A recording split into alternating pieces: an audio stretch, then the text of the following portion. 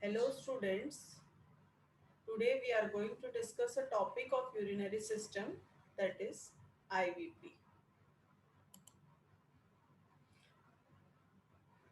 So let's see first what is pylography or urography.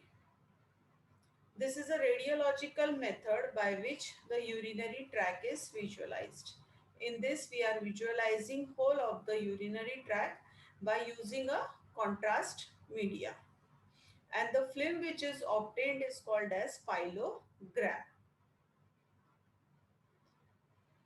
It can be done in two ways. One is intravenous pylography and the second one is retrograde pylography. Intravenous pylography is also called as descending or excretory pylography. In this, the dye is injected intravenously. Whereas in case of retrograde or instrumental, also called as ascending pylography, in this, the dye is injected directly into the ureter through a ureteric catheter, and the dye flows back into the kidney, that is in a retrograde direction against the normal flow of urine, and that's why it is called as retrograde pylography.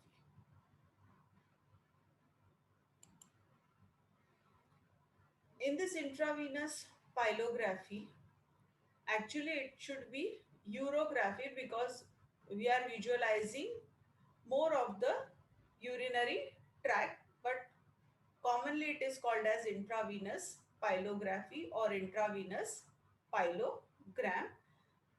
In this you are visualizing the urinary system, which includes the kidney, ureters and the bladder. The dye which is used is an iodine contrast, that is Condray 20 cc dye. This dye is injected intravenously in a vein which is located in the antecubital fossa, and through this the dye is excreted via kidney into the ureter and then the urinary bladder. Actually, this dye which we are injected in one of the veins, this dye is carried via the blood to the kidney and it is filtered by the glomeruli, but tubular absorption of this dye does not take place, and this dye is rapidly passed through the renal parenchyma and is excreted via the urine. So actually this dye is not absorbed by the body, so there is no problem. It is excreted just like urine.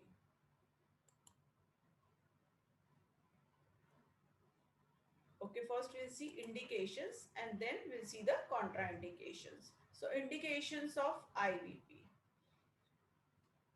Whenever there is any obstruction, whether it is at the pelvic-ureteric junction, that is the PUJ, or is at the vesico-ureteric junction, because of any reason, whether it is a stone or a tumor, IVP is indicated. Looking for congenital anomalies of the kidney, at that time also we go for an IVP. Whenever we are suspecting any abdominal mass expected to be arising from the kidney, at that time also IVP is to be done. In cases of blunt injuries of the abdomen with hematuria, whenever a patient comes with hematuria after any abdominal injury, at that time also IVP is to be done. If you want to assess the functions of kidney, then IVP is done, and it is also done as an investigation in case of hypertension. So these are the few indications of IVP. Now what are the contraindications when IVP is not to be done? Actually, whenever there is any allergy to the contrast media, the contrast media which is given to the patient, if the patient having a previous history of allergy to that contrast media, so IVP is not to be done. In cases of pregnant women's, IVP is contraindicated whenever patient is suffering from renal failure, because this can affect the functions of the kidney or it can worsen the functions of the kidney. Cardiac failure is a contraindication of IVP, And whenever there is history of asthma or any allergic reaction, IVP is contraindicated. Some preparation is to be done before IVP. So we'll see what's the preparation. 2 tablets of charcoal. This charcoal is a gas absorbent. So 2 tablets of charcoal. TDS is given a day before to clear the gases from the bowel. Good laxative is given in the night to clear fecal matter. 8 hours before pyelogram, patient is kept NBM, that is nail by mouth, and before performing the test, patient is asked to empty his bladder. There should be no urine in the bladder before starting the procedure of IVP. For the procedure of IVP, the patient is asked to lie down flat and Conray 20 cc dye, which is a contrast media, is injected into a big vein in the antecubital fossa of the arm, and then the dye is excreted via the kidney. When you're pushing the dye, care is to be taken that you should not push the dye outside the vein, as it is an irritant and it may cause sloughing. Once the dye is been injected, after that serial x-rays are taken, usually at 5 minutes, 10 minutes and 15 minutes interval, and thereafter 30 minutes. By 30 minutes, the dye fills the bladder. It takes around 30 to 40 minutes for the dye to fill up the bladder. So you are taking serial x-rays 5 minutes, 10 minutes, 15 minutes and 30 minutes interval. After that, you ask the patient to empty his bladder and post-micturition film is taken. This will help you to look for residual urine.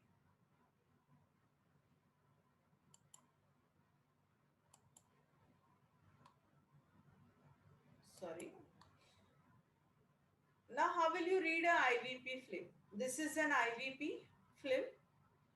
So, actually, IVP is an anatomical as well as physiological test because it will not only help you to look for abnormalities, but by doing this, you can know the function of the kidneys also. So, in a normal condition, the minor calyces are cup shaped. If you see the renal pelvis, it is funnel shaped.